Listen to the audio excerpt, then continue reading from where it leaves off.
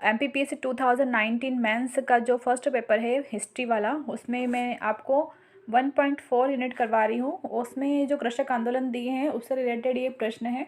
तो मैंने आपको ऊपर वाले ये 3 विद्रोह करवा दिए हैं, नील विद्रोह, पावना विद्रोह और चंपारण विद्रोह, जो कि 6 मार्क्स के हैं।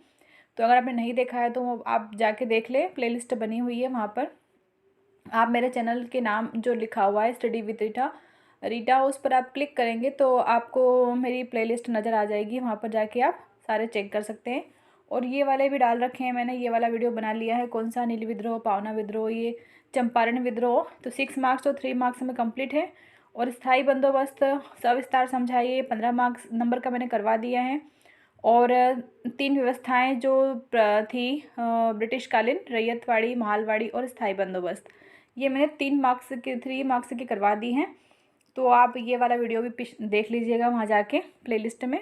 अब आज हमको करना है रैयतवाड़ी व्यवस्था क्या थी, इसे सविस्तार समझाइए, और महालवाड़ी व्यवस्था क्या थी, इस पर एक लेख लिखिए, है ना। तो ये मैं 3 नंबर का भी हो जाएगा आपका और 15 नंबर का भी ये हो जाएगा। तो चलिए स्टार्ट करते हैं हमारा पहला क्वेश्चन।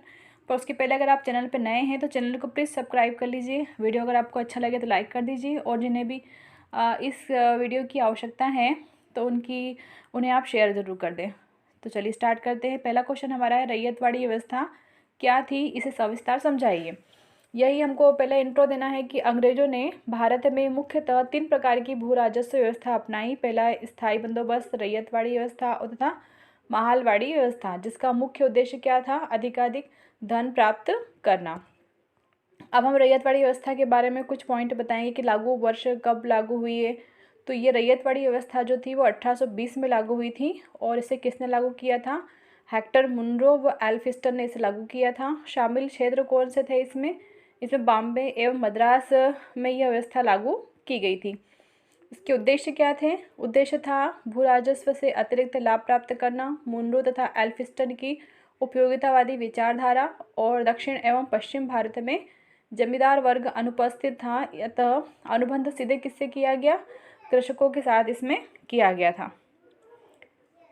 अब इस व्यवस्था की आवश्यकता क्यों पड़ी, क्योंकि जमींदार जो थे वो कृषकों का अत्यधिक शोषण करने लगे इसमें, और दूरस्थ जमींदारों द्वारा कृषि विकास हेतु नगण्य प्रयास किए जा रहे थे। स्थायी बंदोबस्त में मौजूद दोषों के कारण नई व्यवस्था को अपनाया गया। क्यों आवश्यकता पड़ी, क्योंकि जो जमींदार थे वो कृषकों का अत्यधिक शोषण कर रहे थे, और दूरस्थ जमींदार जो थे वो कृषि विकास हेतु नगण्य प्रयास कर रहे थे, मतलब कोई भी प्रयास नहीं कर रहे थे वो कृषि के विकास के लिए। और स्थायी बंदोबस्त जो पहले लागू हुआ था तो वो उसमें जो कुछ कमियां थी उनको दूर करने के लिए यह रैयतवाड़ी व्यवस्था लाई गई थी। अब इसकी विशेषताएं क्या हैं, तो इसमें विशेषताएं हैं कि अनुबंध सीधे कृषकों के साथ किया गया, और भू राजस्व का प्रबंधन अस्थायी रूप में 10 से 40 वर्षों के लिए किया गया। भू राजस्व प्रबंधन का समय समय पर पुनरीक्षण किया गया। राजस्व की प्राप्ति उत्पादन का 50 से 60% होता था, और समय पर राजस्व न देने पर भूमि जब्त कर ली जाती थी इसमें। ठीक है, अब इसके हम लाभ देख लेते हैं कि रैयतवाड़ी व्यवस्था के क्या लाभ थे। तो इसमें लाभ क्या क्या हुए कि भूमि का जो स्वामी था वो किसे माना गया, जमींदारों को न मानते हुए कृषकों को माना गया। इसमें कृषकों को भूमि विक्रय का अधिकार भी दिया गया, और भू राजस्व का निर्धारण भूमि की उत्पादक शक्ति के आधार पर किया गया। तो ये कुछ अच्छे पॉइंट्स थे इसके अंदर। और अब इसके हम दोष देख लेते हैं कि इसमें क्या क्या दोष थे। तो इसमें दोष तो काफ़ी ज़्यादा दिख रहे हैं। पहला दोष है इसमें कि प्रारंभ में राजस्व का निर्धारण भूमि की उत्पादक शक्ति के आधार पर लिया गया, परंतु बाद में क्या करा उन्होंने, अनुमान के आधार पर राजस्व इसमें लिया जाने लगा। तो ये एक बहुत बड़ी कमी साबित हुई है। दूसरा है, अत्यधिक भू राजस्व के कारण कृषकों को अपनी जमीन गंवानी पड़ी। इस पद्धति ने भूमि को विक्रय योग्य बना दिया, भूमि विखंडन को प्रोत्साहन मिला, भूमि विवादों में बढ़ोतरी होने लगी, उत्पादन में कमी आने लगी, भूमि के मूल्य में बढ़ोतरी हो गई क्योंकि लोग बेचने लगे अपनी भूमि, तो भूमि का मूल्य बढ़ गया। राजस्व नगद के रूप में वसूलने के कारण कृषक जो है वो नगदी कृषि करने हेतु विवश हो गए। खाद्यान्न नगदी कृषि अब करेंगे तो फिर क्या हो जाएगा, खाद्यान्न की कमी हो गई। तो इससे खाद्यान्न की कमी के कारण क्या होने लगी, भुखमरी की स्थिति उत्पन्न हो गई, और कृषकों में क्या आ गई, ऋणग्रस्तता में ऋणग्रस्तता की स्थिति उत्पन्न हो गई और ऋणग्रस्तता में वृद्धि होने लगी। अब कंक्लूजन की प्रारंभ में यह व्यवस्था कृषकों के हित के लिए शुरू की गई थी, परंतु अंत में फायदा इस बार भी किसी को पहुंचा, ब्रिटिश सरकार को ही पहुंचा और कृषकों की स्थिति में कोई सुधार नहीं हुआ, है ना। हमने इसमें कंक्लूजन बता दिया कि आखिरी में हुआ क्या इसके अंदर, क्योंकि लाया किसके लिए गया था, ये कृषकों के ही उन्नति के लिए लाया गया था, परंतु कृषकों को इससे कोई लाभ नहीं पहुंचा। आखिर में लाभ किसको मिला, ब्रिटिश सरकार को ही लाभ मिला और कृषकों की स्थिति वहीं की वहीं बनी रही।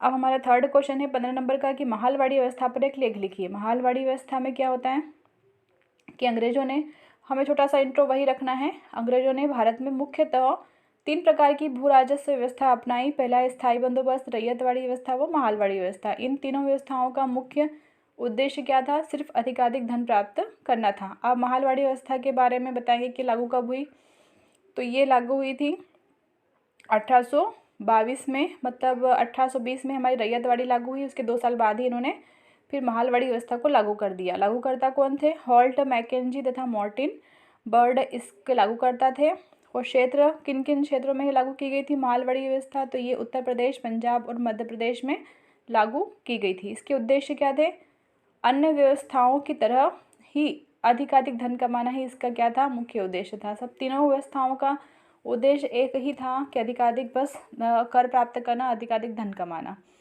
उन क्षेत्रों में लागू की गई जहां प्राचीन काल से ही भू राजस्व की अदायगी हेतु सम्मिलित उत्तरदायित्व की प्रणाली प्रचलित थी। तो ये 2 उद्देश्य हो गए। अब है विशेषताएं देखेंगे कि भूमि कर की जो इकाई थी वो क्या था, कृषक का खेत नहीं था बल्कि ग्राम या महाल था, इसकी सबसे बड़ी विशेषता थी। गांव की समस्त भूमि ग्राम सभा मानी गई। ग्राम सभा में से एक किसान लंबरदार होता था और लंबरदार ही जमीन का मालिक कहलाता था। लंबरदार को राजस्व न चुका पाने पर कृषक की जमीन छीनने का भी अधिकार दिया गया था। छोटे किसानों के राजस्व न चुका पाने पर बड़े किसानों को ही राजस्व चुकाना पड़ता था। और 7 पॉइंट है हमारा कि भू राजस्व प्रबंधन अस्थायी रूप से 30 वर्षों के लिए निर्धारित किया गया। और 8वां है कि भू राजस्व उत्पादन का 66% क्या कर लिया जाने लगा। अब प्रभाव क्या पड़े इसके, तो इसके प्रभाव पड़े कि कृषकों के शोषण को प्रोत्साहन मिला। भू राजस्व अत्यधिक होने के कारण किसान समय पर राजस्व नहीं चुका पाते थे। लंबरदार छोटे किसानों से भूमि छीनकर बड़े किसानों को दे देते थे। बड़े कृषक जमींदार का रूप लेने लगे। इससे जमींदारी प्रथा में क्या हुई, वृद्धि हुई। और आखिरी में निष्कर्ष के कुल मिलाकर ब्रिटिश भू राजस्व नीति से किसानों का निर्धनीकरण, ग्रामीण ऋणग्रस्तता, महाजनी प्रथा, कृषि दासता, उत्पादन में कमी आदि समस्याओं का विस्तार हुआ। इसके अलावा कोई फ़ायदा नहीं पहुंचा इस बारे में। तो ये हमारे 2 क्वेश्चन हो गए। और पिछले वीडियोज़ में मैंने आपको स्थायी बंदोबस्त भी करवा दिया था, तो आप इन क्वेश्चंस को नोट डाउन कर लें और डेली प्रैक्टिस में शामिल करें। और अगर वीडियो अच्छा लगा हो तो लाइक कर दें, सब्सक्राइब कर लें और शेयर कर दें। Thanks for watching.